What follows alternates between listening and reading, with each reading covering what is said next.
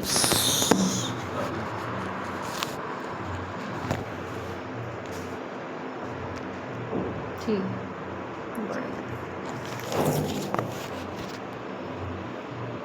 चल रहा है। यस ग्रंथराज श्रीमद्भागवतम की ग्रंथराज श्रीमद्भागवतम स्कंद 1 अध्याय 17 और श्लोक संख्या 30। पतितं पादयो वीरः कृपया दीनवत्सलः शरण्यः न आवधि श्लोक्यः आह च इदं हसन् इव पतितं पादयो वीरः कृपया दीनवत्सलः शरण्यो नावधि श्लोक्य आह चेदं हसन्निव पतितं पादयो वीरः कृपया दीनवत्सलः शरण्यो नावधि श्लोक्य आह चेदं हसन्निव पतितं पादयो वीरः कृपया दीनवत्सलः शरण्यो नावधि श्लोक्य आह चेदं हसन्निव पतितं पादयो वीरः कृपया दीनवत्सलः शरण्यो नावधि श्लोक्य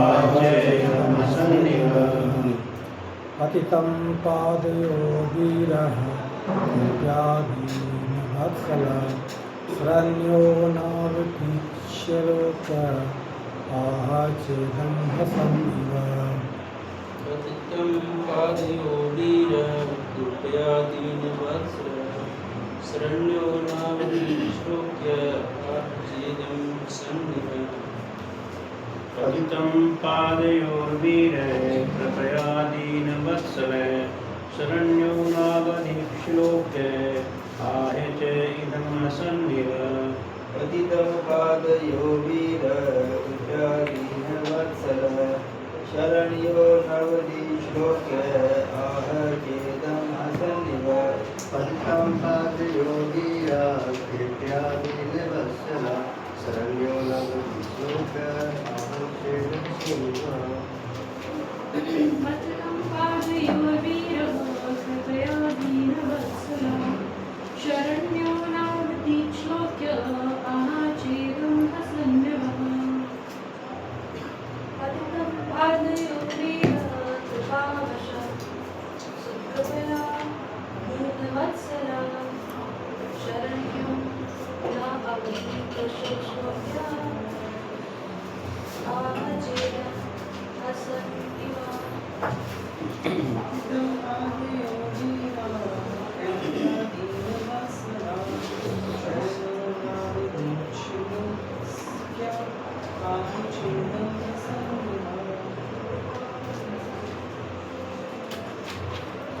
तो इसका शब्दार्थ अनुवाद और तात्पर्य जगत गुरु श्रील प्रभुपाद महाराज जी के द्वारा श्रील प्रभुपाद महाराज जी की शरणागत का रक्षक तथा इतिहास में प्रशंसनीय महाराज परीक्षित ने उस दिन शरणागत तथा पतित कली को नहीं मारा, अपितु वे दयापूर्वक हंसने लगे क्योंकि वे दीन वत्सल जो हैं। तो जब वो मारने के लिए तैयार हो गए, तम जिघांसुम अभिप्रेत्य विहाय नृपलांछनम तत्पादमूलम शिरसा समगात भयविह्वल। तो वो परीक्षित महाराज की शरण में चला गया और उसने तुरंत राज चिन्ह क्या कर दिए, त्याग कर दिए। और राज चिन्ह जो त्याग कर दिए थे, इसके दो कारण बताए थे, याद है? एक तो क्षत्रिय हो गए, वो किसी की शरण हाँ, नहीं ले क्षत्रिय सकता। किसी की शरण नहीं ले सकता। और दूसरा कारण वो बताया कि मतलब जो क्षत्रिय वैसे भी किसी की शरण भी नहीं लेगा। और उन्होंने सोचा परीक्षित ने कि मैं जब तलवार उठाऊंगा तो ये इसका भी क्षत्रिय खून उबाल मारेगा, जाग जाएगा, है ना। और नहीं, डर नहीं जाएगा, उबाल मारेगा। जाग जाएगा क्षत्रिय। हाँ, क्षत्रिय तो जाग जाएगा और ये मुझसे क्या करेगा, युद्ध करेगा। पर वो क्या कर दिया उन्होंने, उल्टा काम कर दिया। उन्होंने राज नहीं त्याग दिया कि भाई मैं युद्ध नहीं कर सकता, शरणागत। तो तब उसके बाद क्या हुआ, तो कह रहे हैं पतितम पादयोर, उसको देखा कि वो चरणों में गिरा हुआ। पतितम मतलब गिरा हुआ। और कहाँ पे गिरा हुआ है, पादयोर। वीर परीक्षित ने देखा जो कि दीन वत्सल हैं, मतलब दीनों के ऊपर दया करने वाले हैं, कृपा करने वाले हैं, और शरण्य हैं। शरण्य का मतलब शरण देने वाले, शरण में जो आएगा उसको कृपा करने वाले, शरण देने वाले। तो कृपा से ना वधी, उन्होंने उसका वध नहीं किया, उसको मारा नहीं। क्यों नहीं मारा? क्योंकि मैं शरण में हाँ, शरण में आने वाले का वध नहीं करते, दीन वत्सल हैं और जो हैं उनके अंदर कृपा है। साथ में श्लोक क्या प्रशंसनीय है। तो श्लोक का मतलब जिनका यश जो है इस चीज़ में विख्यात है, तो उन्होंने इसलिए उसको क्या किया, नहीं मारा। श्लोक के क्या है,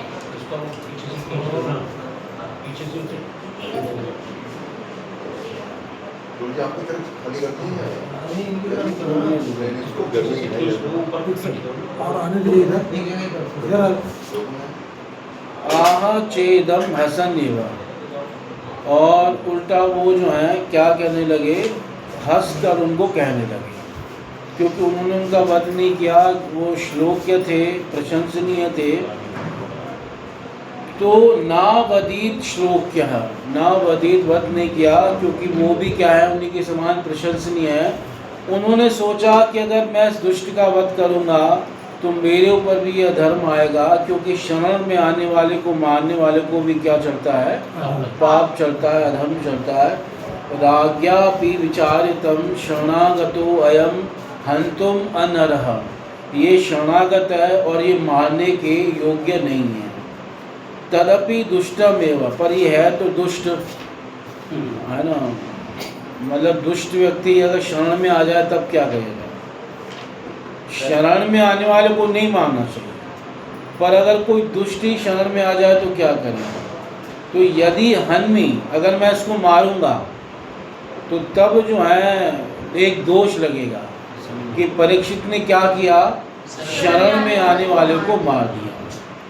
तरी शरणागत वदा जातम अधर्मम आलम्ब्य मया एवसो प्रवेक्षति न मरिष्यति इति, कि मतलब फिर मुझे दोष लगेगा और इस प्रकार से इस अधर्म का जब मैं पालन करूँगा तो ये मरेगा भी नहीं, है ना। तो इसलिए उन्होंने हंस कर के इसको कहा, हसन नेव कोपात अपगमनात्, मतलब उन्होंने क्रोध को दूर किया और इस प्रकार से विचार करके उन्होंने कहा। इसलिए क्या करे, आह चेदम हसन नेव, है ना, हंसते हुए कहा। पर वो उसको ऐसा नहीं है कि बिल्कुल छूट दे रहे हैं, है ना। वो उसको समझाएंगे कि तू भाई अधर्म का मित्र है, तेरे को यहाँ नहीं रहना, तू यहाँ हमारे राज्य से निकल जा। अब तू शरण में आ गया है तो तेरे को मार नहीं रहे, बस इतना ही है, पर यहाँ स्थान भी नहीं देंगे।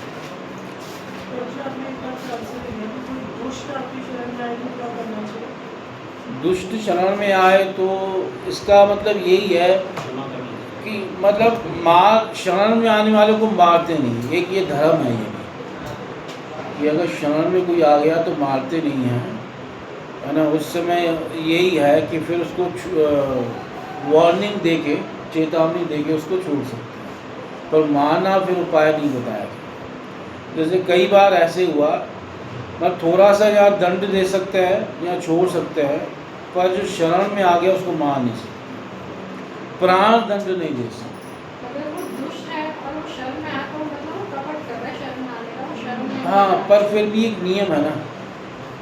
जैसे जब जयंत ने माता सीता का अपराध किया, जयंत कौन है याद है? इंद्र का पुत्र था, तो माता सीता के प्रति अपराध किया, तो फिर भगवान राम ने एक तिनका उसकी तरफ फेंका और वो तिनका ब्रह्मास्त्र बन गया और वो उसके पीछे लग गया। तो वो सब जगह से घूमते हुए वापस में भगवान राम की शरण में आ गया, तो भगवान राम ने थोड़ा सा उसे दंड दिया और उसे क्या कर दिया, एक आँख उसकी, हाँ मतलब प्राण लेने से तो अच्छा एक आँख ही फोड़ दी ना, एक आँख उसकी फोड़ दी और उसको छोड़ दिया। मतलब क्योंकि शरण में आ गया ना, वरना उन्होंने सीता माता का अपराध किया था और तो वो तो उनको क्या कर देते, मार ही देते भगवान राम, पर शरण में आने से उन्होंने क्या कर दिया था, छोड़ दिया।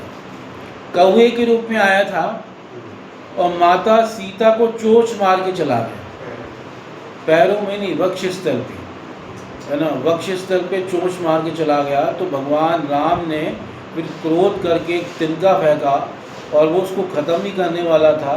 वो सब जगह से भ्रमण करते करते फिर आया भगवान राम के पास, तो भगवान राम ने उसकी एक आँख क्या कर दी, फोड़ दी।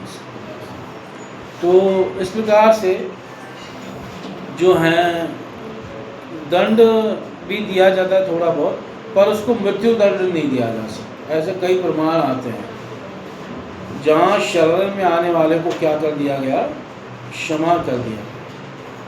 तो इसलिए परीक्षित महाराज ने भी क्या किया, कलयुग को छोड़ दिया, नहीं मारा नहीं।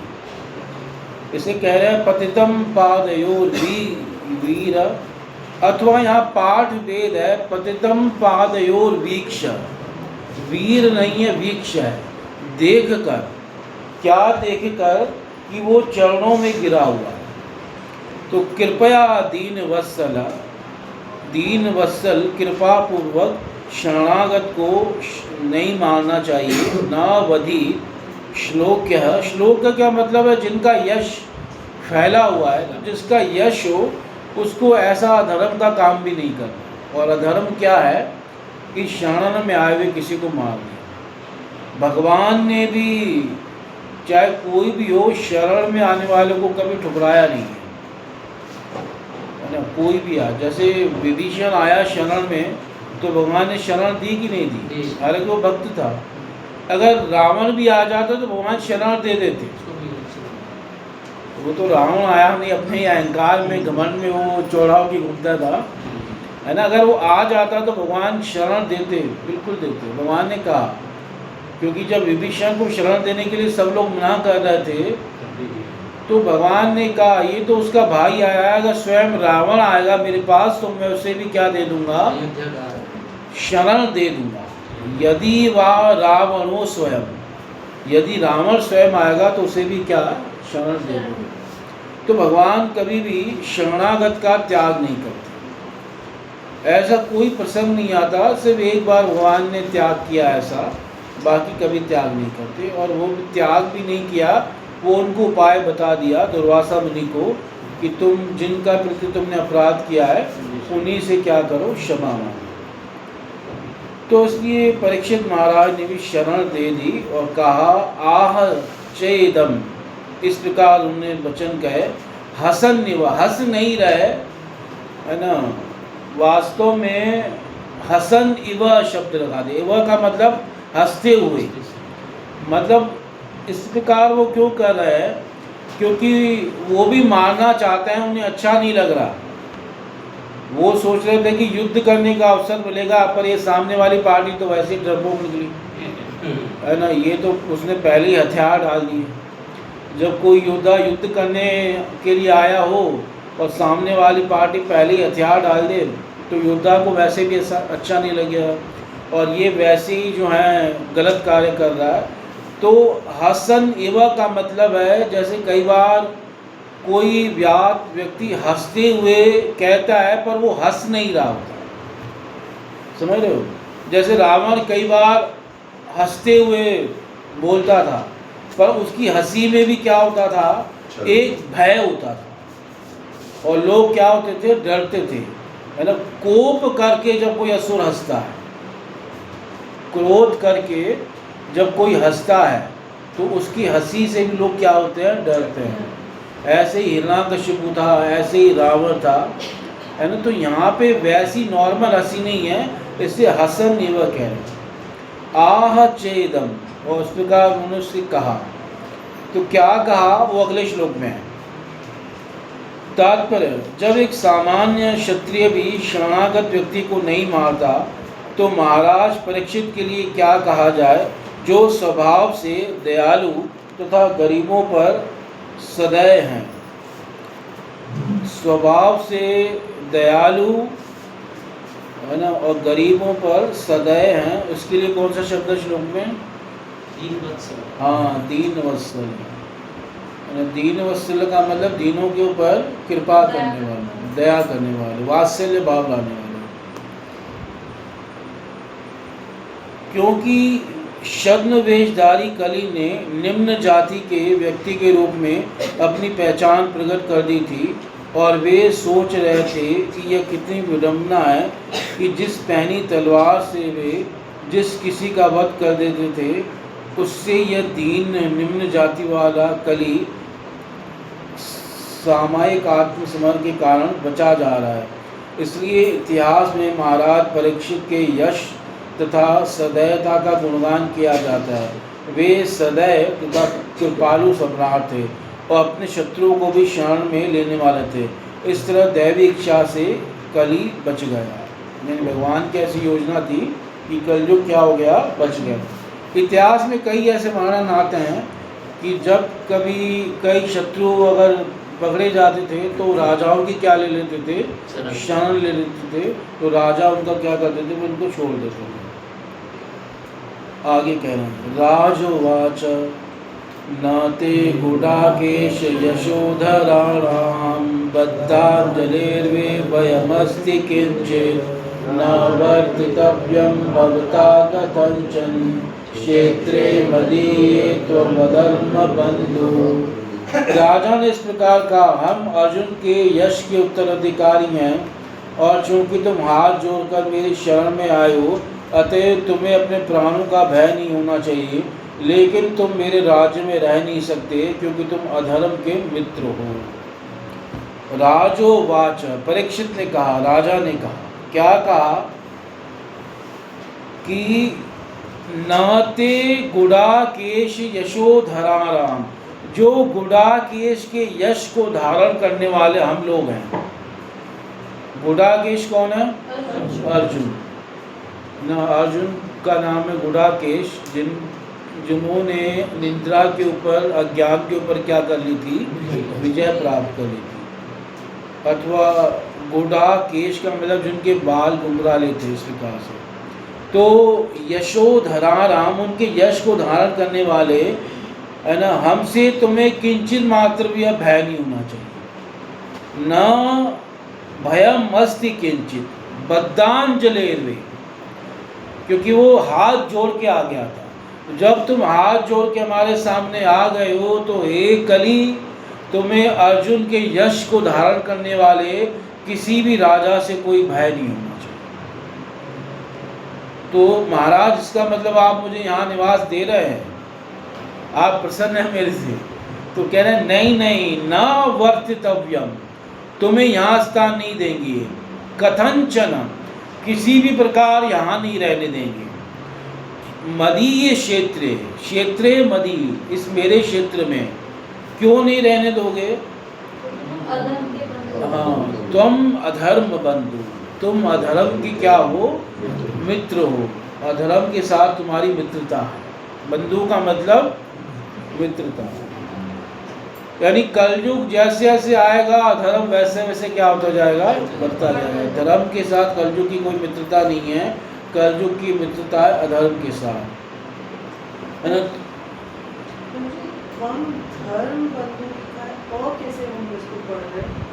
तो हम ये क्योंकि तो पूरा मिला हुआ है ना, तो हाँ उसके ऐड हो जाता है। ऐड हो जाता है ना, क्योंकि माँ पूरा है, माँ जो है आधा नहीं है।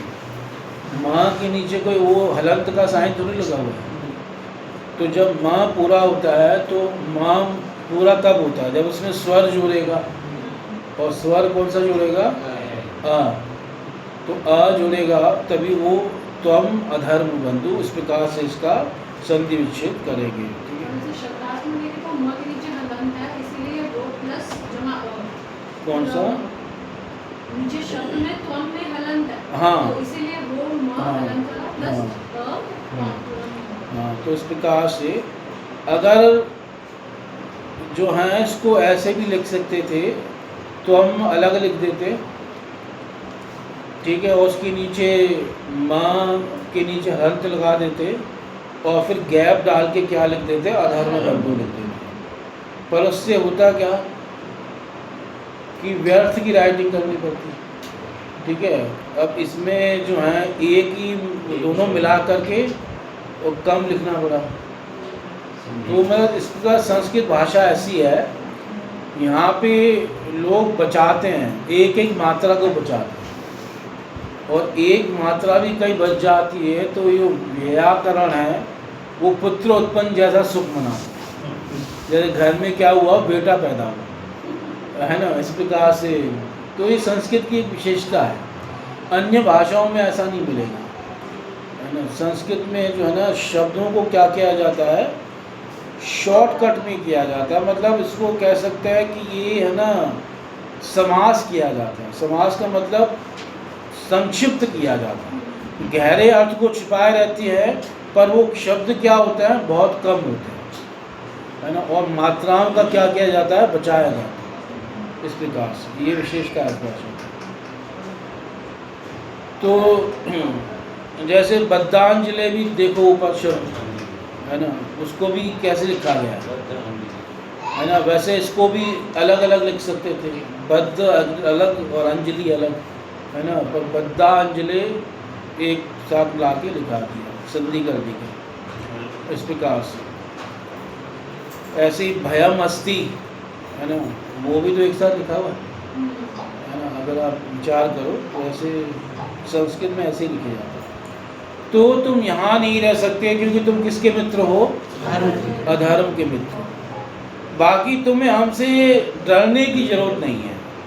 अब तुम्हें मारेंगे नहीं पर रहने भी नहीं देंगे, है ना। हम तुम्हें मारेंगे नहीं पर यहाँ रहने भी नहीं देंगे। कहने का मतलब ये है, न ते गुडाकेश यशोधराणा, हम गुडाकेश के यश को धारण करने वाले हैं। यश को धारण करने का मतलब क्या है, उन्हीं के कुल के हैं, उन्हीं के वंश के हैं। तो वंश में जब कोई महान व्यक्ति होता है तो बाकी वंशधर उसके यश को क्या करते हैं, धारण करते हैं। एक अर्थ ये हुआ, और दूसरा अर्थ ये हुआ कि उस वंश में उस व्यक्ति ने जैसा यश कमाया था उसी के प्रकार वो भी आचरण करते, तभी वो यशोधर कह जाएंगे। ऐसा नहीं कि वो तो महान था और ये बड़े कंजूस निकले हैं जी, है ना, वो फिर यशोधर नहीं कहलाएंगे। यशोधर कोई कौन कहलाता है, जब वो अपने पूर्वजों के जैसे आचरण करता है। जैसे भगवान राम थे तो उनका पूरा आचरण अपने पूर्वजों के जैसा होता था, और कई कई आचरणों में वो उनसे भी आगे निकल गए। इसलिए वहाँ कहते थे ना कि भाई हमारे रघुकुल की क्या है, रीत है ना।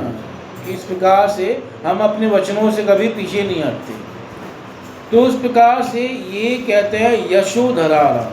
तो अब तुम्हें बिल्कुल भी, और जब तुम हाथ जोड़ के आए हो तो बिल्कुल भी भय करने की जरूरत नहीं है, पर मैं तुम्हें यहाँ रहने भी नहीं दूंगा। कथंचन क्षेत्रे मदीये, ये मेरा क्षेत्र है। क्यों ऐसा कह रहे हैं क्योंकि वो क्या है, राजा है। इसलिए पहले क्या शब्द है, राजोवाच। क्यों रहने नहीं दोगे, इसका समय आ गया है तो उसको तो रहना देना पड़ेगा आपको। तो कह रहे नहीं, तुम अधर्म बंधु, क्योंकि आप अधर्म के क्या है, मित्र हैं। तात्पर्य, सभी प्रकार के अधर्मों के मित्र कली को क्षमा किया जा सकता है यदि वह आत्मसमर्पण करता है, लेकिन उसे किसी भी दशा में राज्य वे किसी भी कोने में नागरिक के रूप में रहने नहीं दिया जा सकता। यानी यहाँ की नागरिकता नहीं मिलेगी तुम्हें। पांचों पांडव भगवान कृष्ण के विश्वास पात्र के प्रतिनिधि थे, जिन्होंने कुरुक्षेत्र का युद्ध कराया था, लेकिन किसी निजी स्वार्थ के लिए नहीं। वे चाहते थे कि संसार में महाराज युधिष्ठिर तथा उनके वंशज महाराज परीक्षित जैसे आदर्श राजा राज्य करें। अतः महाराज परीक्षित जैसा उत्तरदायी राजा अपने राज्य में अधर्म के मित्रों को पांडवों की कीर्ति का मूल्य चुकाकर फूलने फलने की अनुमति नहीं दे सकता था। राज्य में भ्रष्टाचार उन्मूलन करने का यही एकमात्र उपाय है, अन्य कोई उपाय नहीं है। अधर्म के मित्रों को देश से निकाल दिया जाना चाहिए, इससे राज्य भ्रष्टाचार से बच सकेगा, है ना। जो भी अधर्म के सहायक हों उनको अपने राज्य में रहने नहीं दो। तो कलयुग में तो सबको निकालना पड़ जाएगा, ऐसा नहीं। त्वं वर्तमान नरदेव देहे श्वनु प्रवर्तोऽयमधर्म पूगा लोभो नृतं चोर्यमनार्य मन्नो ज्येष्ठा च माया कलहश्च दम्भ। यदि कली रूप अधर्म को मनुष्य, देवता या किसी कार्यकारी के रूप में कर्म करने दिया जाता है तो लोभ, असत्य, डकैती, अशिष्टता, विश्वासघात, दुर्भाग्य, कपट, कलह तथा दंभ जैसे अधर्म का निश्चय ही बोलबाला हो जाएगा। अगर कलयुग यहाँ रह जाएगा तो क्या क्या होगा उसका वर्णन करना। त्वं त्वत्प्रवृत्तो, आपकी प्रवृत्ति पे क्या क्या दोष होंगे, इन दोषों का वर्णन कर रहे हैं।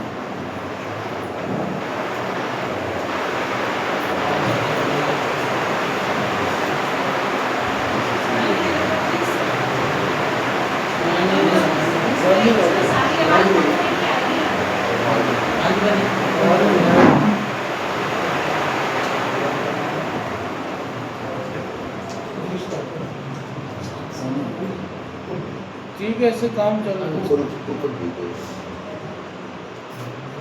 त्वत्प्रवृत्तो, आपके प्रवृत्त होने पर, जब आप इस कलयुग में प्रवृत्त होगे, बढ़ जाओगे, तो दोषान शुणु, क्या क्या दोष है। मान लो कलयुग कहे कि मेरे आने से आपको दिक्कत क्या है, कह सकता है ना, आपको इतनी प्रॉब्लम क्या हो रही है, अगर मेरा समय हो गया है तो इतनी दिक्कत क्या हो रही है, तो वो दिक्कत बता रहे।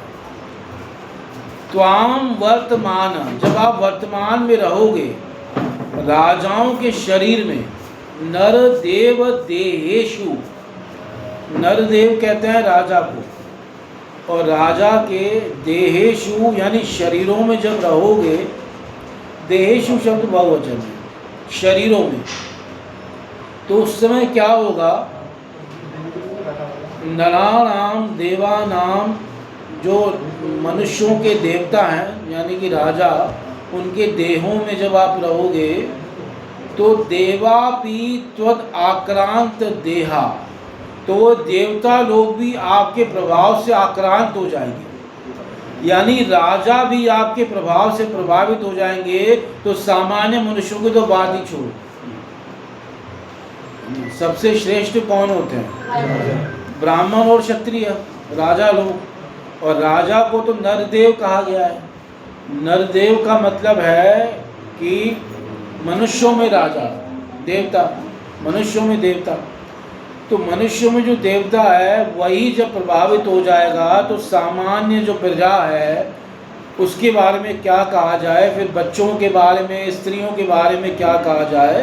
तो इसलिए ये दोष है अनुप्रवृत्ता अयम अधर्म पूगा, तो ये पूरा अधर्म उनके अंदर क्या होता जाएगा, बढ़ता जाएगा, है ना। लोभाद्य धर्मिष्ठा भवंती किम पुनः नरायति, मतलब जब यही लोभ आदि से युक्त हो जाएंगे तो सामान्य मनुष्यों की बात क्या कही जाए, तो क्या क्या चीज़ें बढ़ेंगी। सबसे पहले तो कह रहा है लालच बढ़ना शुरू हो जाएगा। कलयुग में लोग लालची हैं कि नहीं हैं, बहुत लालची, लोभ सबके अंदर ही है। देखो वैसे हम ज़्यादा काम क्रोध की बात करते हैं, काम का एक आवेश होता है, चला जाता है ना। एक समय काम आया, फिर काम का आवेश चला गया तो व्यक्ति थोड़ा शांत हो जाता है। क्रोध का भी एक आवेश है, आवेश आके क्रोध भी क्या हो जाता है, चला। पर जो बना रहता है वो लोभ है, वो नहीं जाता। लोभ कोई नहीं कह सकता कि एक आवेश है प्रभु ये थोड़ी देर के लिए हुआ था पर चला गया, है ना। वो हमेशा क्या होता है, बना रहता है, बढ़ता रहता है ना। व्यक्ति जब सो रहा है ना सपने में, वहाँ पे भी वो लालची है ना। जब सपना वगैरह देख रहा है, लोभ कहीं पे भी छोड़ नहीं रहा व्यक्ति। और लोभ व्यक्ति का असंतोष क्या करता रहता है, बढ़ाता रहता है, संतुष्ट नहीं होने देगा। संतुष्टि और लोभ ये दोनों विपरीत चीज़ है। जहाँ लोभ होगा वहाँ असंतुष्ट होगा व्यक्ति। तो सबसे पहले क्या बढ़ेगा कलयुग के आने से, लोभ यहाँ पे। हालांकि काम क्रोध सब बढ़ेंगे, पर सबसे पहले यहाँ क्या लिख रहे हैं, लोभ। और राजा बड़े लालची हो जाएंगे। और आजकल के नेता लोग हैं, है ना, मतलब उनका पेट ही नहीं भरता, इतना भ्रष्टाचार करते हैं, हजारों करोड़ का घोटाला कर देते हैं। तो उनका कभी भी पेट की तृप्ति नहीं होती, भरता नहीं है, पता नहीं कितना है। और साथ में जो है मतलब कोई ऐसी स्कीमें निकालते रहते हैं कि बस प्रजा से ये टैक्स ले लो, ये टैक्स ले लो, वो टैक्स ले लो, है ना। वो थोड़े दिन में तो पता चला हंस रहे हो तो उसका भी टैक्स लगा देंगे, कितना हंस रहे हो, सांस लेने में टैक्स लगेगा। हाँ, है ना, ये टैक्स वो टैक्स, है ना। व्यक्ति टैक्स दे दे कर ही परेशान है ना। टैक्स का ये जो पूरा सिस्टम है, इसको समझना भी बहुत बड़ा चीज़ है ना। आप एक बिजली का बिल उठाओ, उसको समझ नहीं सकते, उसमें इतनी आइटम, हाँ उन्होंने क्या क्या टैक्स लगाया है ना, आपको समझ में नहीं आएगा कि कितना क्या क्या ड्यूटी, क्या क्या सरचार्ज। और ऐसे ही आजकल वो जो ऑनलाइन ऐप आ गए ना, वो भी ऐसे ही करते हैं, है ना। जो है प्लेटफॉर्म फीस, हैंडलिंग चार्ज, है ना, वो डिलीवरी चार्ज, ये फलाना चार्ज। अरे भाई जब सामान दे रहे हो तो हैंडल तो करोगे ही ना, है ना। उसका अलग, उसका अलग, तरह तरह की पेमेंट करते करते पता नहीं क्या चीज़ है। हाँ, वह सोचता है कि जो है इतने की सामान है, इतने की आइटम है, पर जैसे ही बिल पे जाता है तो कुछ और ही होता है। तो इस प्रकार से टैक्स से भागवत में लिखा है 12वें स्कंदे कि प्रजा जो है कलयुग की कर से बहुत परेशान हो जाएगी। कर यानी टैक्स, है ना। और नहीं, बाहर ये है कि टैक्स लेते हैं तो कुछ चीज़ों की सुविधाएं देते हैं, जैसे मेडिकल वगैरह की कई जगह सुविधाएं हैं। 40% से नीचे टैक्स है ही नहीं। हाँ, कई कंट्री में टैक्स ही नहीं है जी, बिल्कुल। और कई जगह नहीं, एजुकेशन वगैरह भी देते हैं फ्री में। कई जगह मतलब चलो ले रहे हैं तो एजुकेशन, अगर आपका मेडिकल फ्री हो जाए ना, आपको बहुत पैसा बचता है। और यहाँ लोग बर्बाद एजुकेशन में ही हो रहे हैं। एक बच्चे की नॉर्मल फीस यहाँ स्कूल की 10,000 से कम तो किसी की नहीं है जो प्राइवेट में पढ़ रहे हैं। और फिर ऊपर से ट्यूशन पढ़ाओ तो उसके पैसे अलग दो, है ना। और बिना ट्यूशन के बच्चा पास हो जाए, इतने लायक बच्चे तो हैं नहीं। इतना पैसा खर्च करने के बाद फिर वो जनरल कैटेगरी को तो कहीं एडमिशन ही नहीं मिलता। फिर उसके बाद उसे फिर यूएस भेजो, यहाँ एडमिशन नहीं मिला, फिर वहाँ भेजो। सही चीज़। तो मतलब यहाँ पे मतलब ये सब चीज़ें, और जैसे बाहर ऐसा नहीं है, वहाँ पे एटलीस्ट सुविधा मिलती है। तो ये बोला जाए कि वहाँ पे कहीं पे इतना प्रताप नहीं है, एटलीस्ट लोग ऑनेस्ट तो है। वहाँ पे आपको इंफ्रास्ट्रक्चर अच्छा मिलता है, गवर्नमेंट की इतनी सर्विसेज है, अगर टैक्स ले रहे हैं तो वो आपको सर्विसेज दे रहे हैं तो आप उसको कलयुग से कैसे बाहर के मिलाएंगे? लोग हैं तो ज़्यादा मतलब attract होते हैं। थोड़ा कई चीज़ों में है ना कि वो चलो वैसे भोग आदि में उनकी रुचि ज़्यादा है, पर एक जो है ना ये चीज़ों में उनका फिर भी कई चीज़ों में उस ठीक है। वो ठीक किन चीज़ों में, जैसे उनमें सेंस है, सिविक सेंस भी है ना, कहीं पे भी। प्रभु जी ऑनेस्टी भी है। हाँ, और वहाँ है ना व्यक्ति की कदर है, यहाँ पे कदर नहीं है किसी व्यक्ति की। कोई कोई कुछ बात और भी तो है ना, यहाँ पर टैक्स पेयर है कि नहीं? यहाँ टैक्स भी नहीं देते। यहाँ पे यही तो चीज़ है ना समस्या यहाँ। यूनिफॉर्म पॉलिसी हो कि भाई इतने परसेंट, और यहाँ पे एक दिक्कत और है कि व्यक्ति भरपूर पैसा है उसके पास, पर फिर भी वो सरकारी जो मदद है वो सब लेना चाहता है ना। लालची बोला। हाँ। मतलब कोई हमें ऐसे बोले कि इंडिया में हम इतना पढ़ते हैं और कहते हैं कि मंदिर है, भगवान है, पर फिर भी हमारी तो इंडिया इसका इतनी देख इसका खराब कारण है, एक तो ये इसको भी क्या है बोला जाएगा? कि जहाँ जो देखो आक्रमण कहाँ किया जाता है, जहाँ ज़्यादा तगड़ा योद्धा होता है ना उसके ऊपर पहले मारने का प्रयास किया जाता है। आक्रमण उसके ऊपर ज़्यादा किया जाता है। जैसे एक उदाहरण से समझ सकते हो, जैसे मान लो मैच हो रहा है तो सामने वाली टीम किसको आउट करने का प्लानिंग करेगी? तो सबसे अच्छा बैट्समैन जो सबसे अच्छा बैट्समैन है कि भाई इनके सचिन को आउट कर दो या इनके विराट कोहली को आउट कर दो, तो ये आधा मैच तो वैसे ही आ जाएगा। तो कहने का भाव ये है कि यहाँ क्योंकि धर्म ज़्यादा है, भक्ति ज़्यादा है, तो कलयुग का प्रभाव भी यहाँ उसी हिसाब से ज़्यादा हो रहा है कई चीज़ों में। क्योंकि कलयुग चाहता है कि अगर ये भारतवर्ष ये बन गया है ना, अधर्म में आ गया, तो बाकी दुनिया तो वैसे ही अधर्म में डूबी हुई है, उसको झुकाना कोई बड़ी बात नहीं है। इसलिए यहाँ पे कलयुग की जो एंट्री हुई तो ये सब चीज़ें क्या करने लगी, बढ़ने लगी। इसलिए वहाँ पे ऐसी चीज़ें कई बार ज़्यादा लगती हैं। तो मुझे लो प्रोफाइल रहने की इच्छा है। नहीं, ये बात नहीं है लो प्रोफाइल रहना अच्छा है, पर हाँ ये भी है कि आक्रमण भी उसी के ऊपर होगा जिससे कलयुग को क्या होगा, डर होगा। जैसे भक्ति में भी यही होता है ना। हाँ, भक्ति में होता है। जैसे हमारे किन राज्यों को खराब करने की कोशिश की जा रही है, जो राज्य सबसे ज़्यादा तगड़े हैं, मतलब तगड़े का मतलब जो राज्य जो हैं जिनके लोग महान थे, उन्हीं राज्यों को पहले खराब करने की कोशिश की जा रही है। जैसे आज पंजाब को पूरा भ्रष्ट किया जा रहा है ना, मतलब ऐसी पवित्र भूमि को क्या किया जा रहा है, पूरा भ्रष्ट कर दिया। एक तो नशे में, एक क्रिश्चियनिटी ने चारों तरफ से उसके ऊपर क्या किया जा रहा है, हमला किया जा रहा है ना। तो इस प्रकार से ऐसा होता है कि जो तगड़ा होगा उसके ऊपर आक्रमण भी ज़्यादा होंगे। तो प्रभु जी कुछ बोले ये बात, तो इसको क्या जवाब दिया जाए? हम अगर भगवान का नाम लेके भी हमारी इतना असत्य और इतना धोखे और इतना सब कुछ है, तो इसको कैसे जस्टिफाई किया जाए? कहते भी हैं। कहते हैं जो भगवान से इस तरीके से नहीं जुड़े वो तो ऐसी गाली देके ही बात करते हैं कि क्या तुम हो। नहीं, कहने का भाव यही है कि फिर भी यहाँ पे भी कुछ अच्छे लोग हैं जो भगवान से जुड़े हुए हैं, भगवान की भक्ति कर रहे हैं, पर हाँ बाकी कई चीज़ों में बाकी देशों से ज़्यादा है यहाँ पे लोभ आदि देखा जाता है।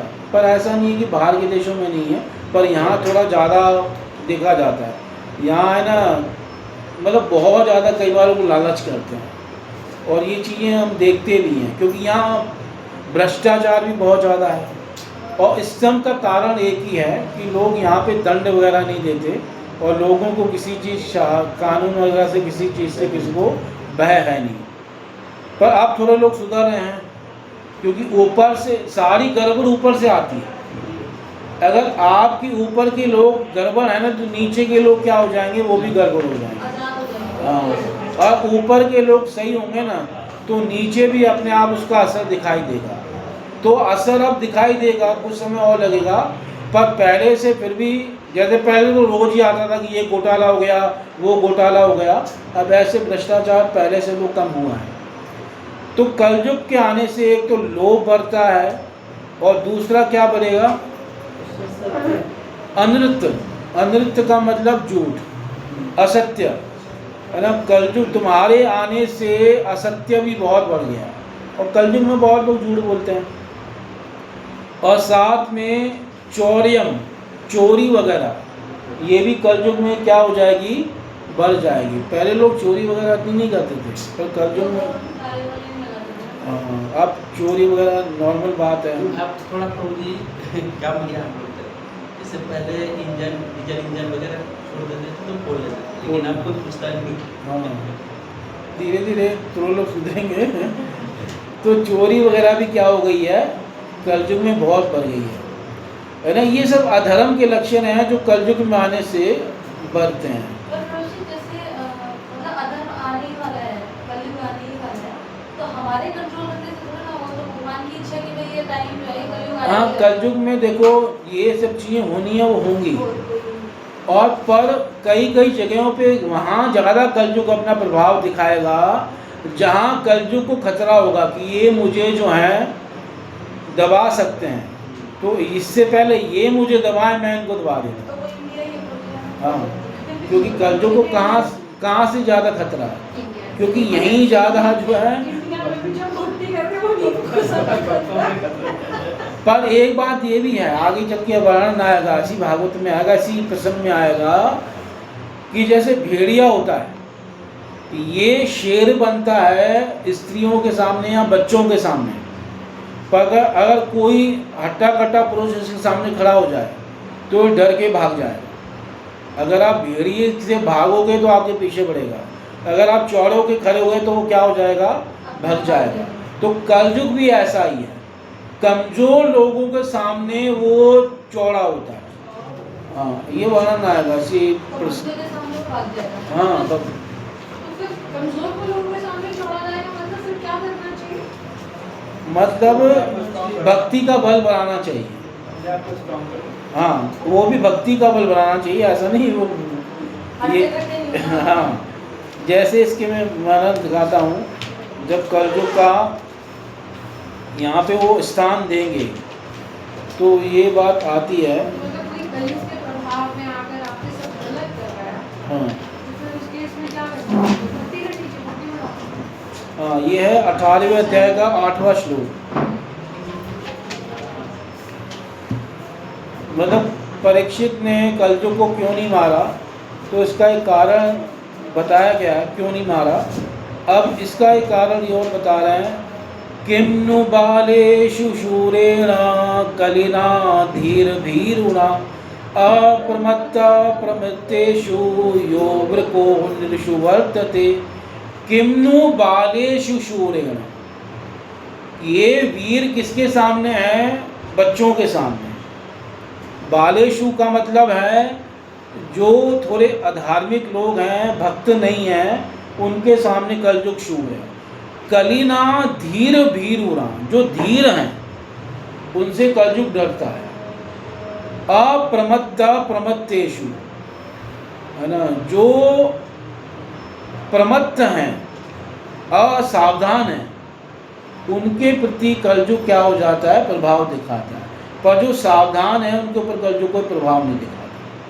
मतलब सावधान का मतलब यहाँ पे यह है, जो अपनी साधना में, अपने धर्म में, अपनी भक्ति में सावधान रहेंगे, फिर कलयुग उनसे डर के चला जाएगा। यो वृको निरशु वर्तते, जैसे भेड़िया सावधान मनुष्य के ऊपर अटैक नहीं करता, भेड़िया हमेशा असावधान मनुष्य के ऊपर अटैक करता है। अगर आप सावधान होकर खड़े हो जाओ डंडा हाथ में लेके तो वो नहीं अटैक करेगा। ऐसे कुत्ते होते हैं, आप भागोगे तो आपके पीछे भागेंगे, अगर आप चौड़े होके खड़े हो गए तो भौंक सकते हैं पर आपके पास कोई आएगा नहीं इतनी जल्दी। तो उस प्रकार से कलयुग भी ऐसे ही है। तो ठीक है, ये लोभ बढ़ जाता है, झूठ बढ़ जाता है, चोरी, अनार्य। अनार्य का मतलब क्या है, दौर्जन्यम, दुष्टता।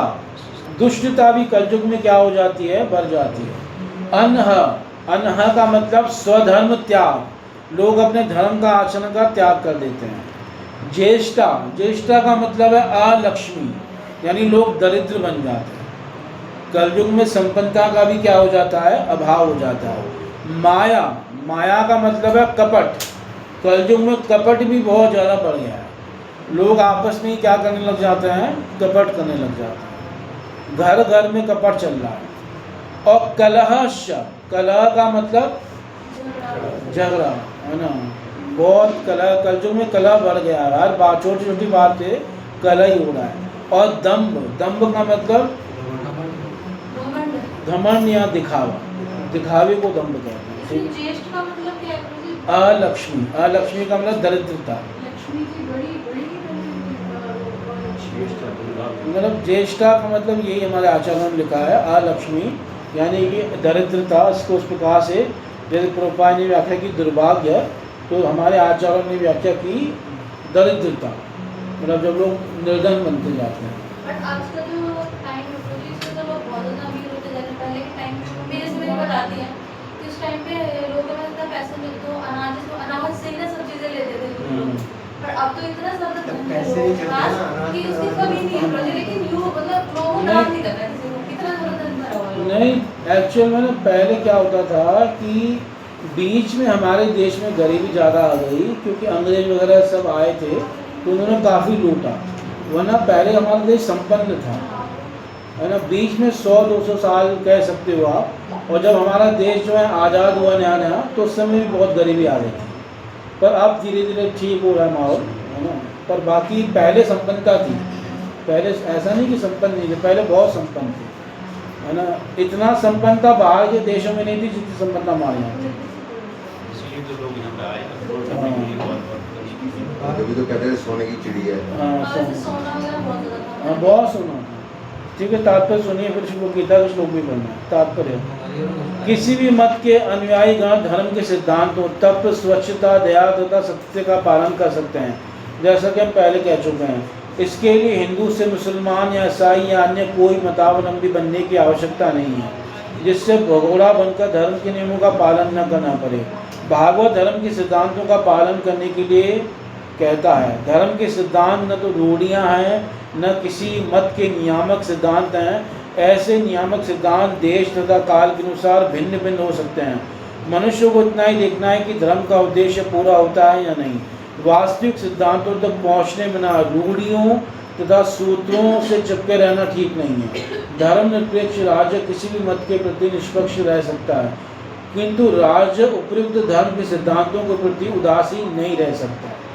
यानी ये है धर्म के वास्तविक सिद्धांत, जो यहाँ बताया गया उसके विपरीत, है ना। और जहाँ ये नहीं है वहाँ सब क्या है, अधर्म है।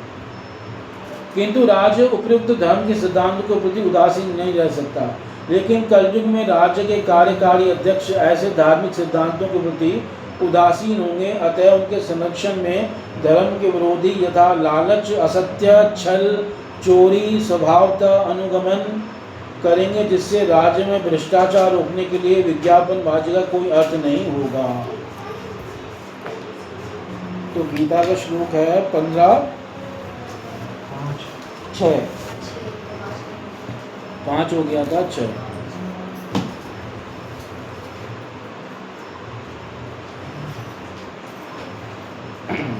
तो भगवान ने कहा कि तब वो मेरे धाम को जाएंगे।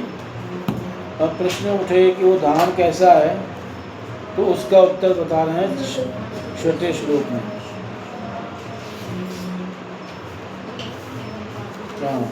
न तद्भासयते सूर्यो न शशांको न पावकः यद् गत्वा न निवर्तन्ते तद्धाम परमं मम। वह मेरा परम धाम न तो सूर्य या चंद्र के द्वारा प्रकाशित होता है, न अग्नि या बिजली से। जो लोग वहाँ पहुँच जाते हैं वे इस भौतिक जगत में फिर लौट कर नहीं आते। न तद्भास्यते सूर्यो, तत् का मतलब वह, और वह का मतलब वो जो धाम जिसका पहले वर्णन हुआ है ना, पदम अव्ययम तत्। तो वो जो पद है वहाँ भगवान का धाम, न तद्भास्यते सूर्य, वहाँ सूर्य का प्रकाश नहीं है।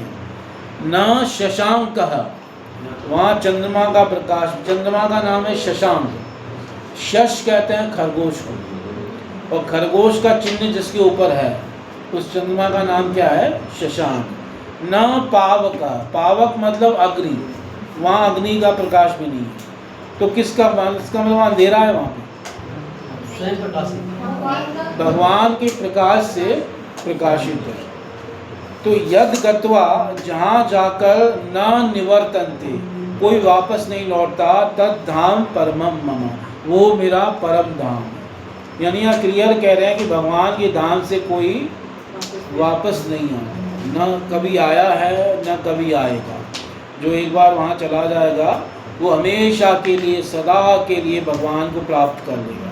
वो संसार में क्लेश में भी दोबारा से नहीं आया, और न कोई वहाँ से आया है ना, हम वहाँ से आए भी नहीं है, और वो वहाँ जो जाता है वो फिर कभी वापस भी नहीं आता। यद गत्वा, जाकर, न निवर्तन्ते तद धाम परमम मम, वो मेरा परम धाम है। ठीक है, हरे कृष्ण। ग्रंथराज श्रीमद् भागवतम की, जगत गुरु श्रील प्रभुपाद महाराज जी की, निताई गौर प्रेमानंद। हरे कृष्णा कृष्णा कृष्णा हरे हरे, हरे राम राम राम हरे हरे।